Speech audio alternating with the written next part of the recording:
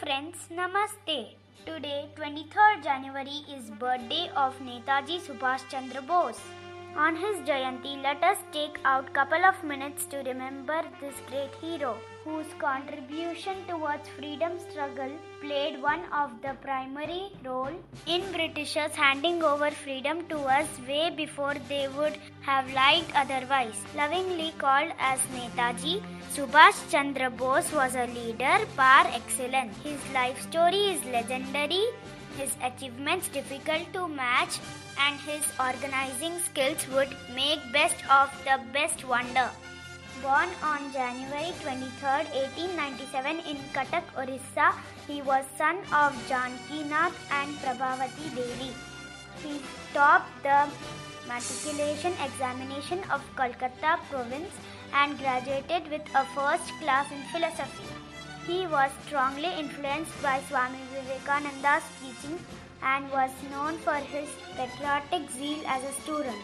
Though having secured high rank in civil service exam disturbed by Jallianwala Bagh massacre, he left his civil services and returned to India. Influenced by Mahatma Gandhi, he joined Indian National Congress, proved his leadership mettle, quickly worked his way up hierarchy to be Congress President in 1938 and 1939.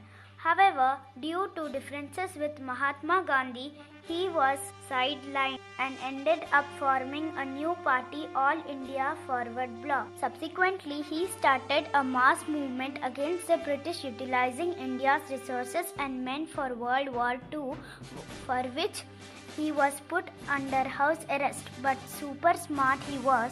He escaped from house arrest and reached Germany by land via Afghanistan and subsequently Japan via sea route. Working on the maxim that an enemy's enemy is a friend, he sought cooperation of Germany and Japan against British. In January 1942, he began his regular broadcast from Radio Berlin, which aroused tremendous enthusiasm in India. In July 1943, he arrived in Singapore from Germany.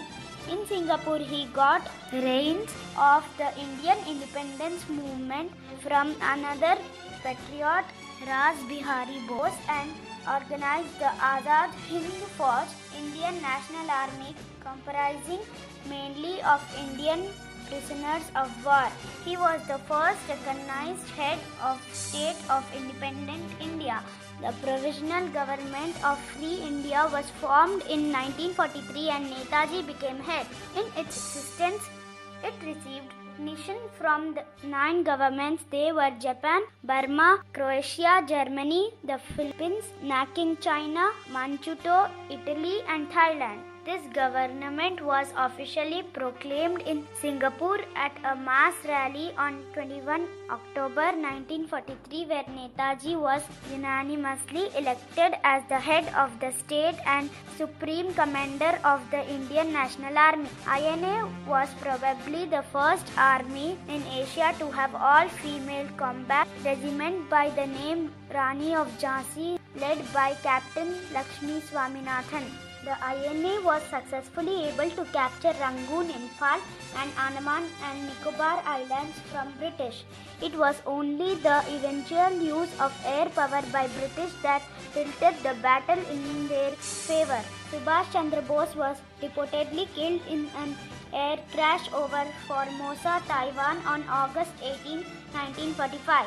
Though it was widely believed that he was very much alive for a long time after the air crash, not much information is publicly disclosed as yet. Then Prime Minister of Britain Clement Attlee acknowledged efforts of Subhash Chandra Bose and subsequent impact it had inspiring the Royal Indian Army, Navy and Air Force as the most important reason of quitting India. Do or die, Chalo Dilli, and the most popular one, Give Me Blood and I Shall Give You Freedom, has made a mark on the pages of Indian history that wouldn't be forgotten for centuries to come. The children and the youth who read about His biography still get immense inspiration from this great iconic figure of 20th century. क्या लोग थे वो दीवाने, क्या लोग थे वो अभिमानी, जो शहीद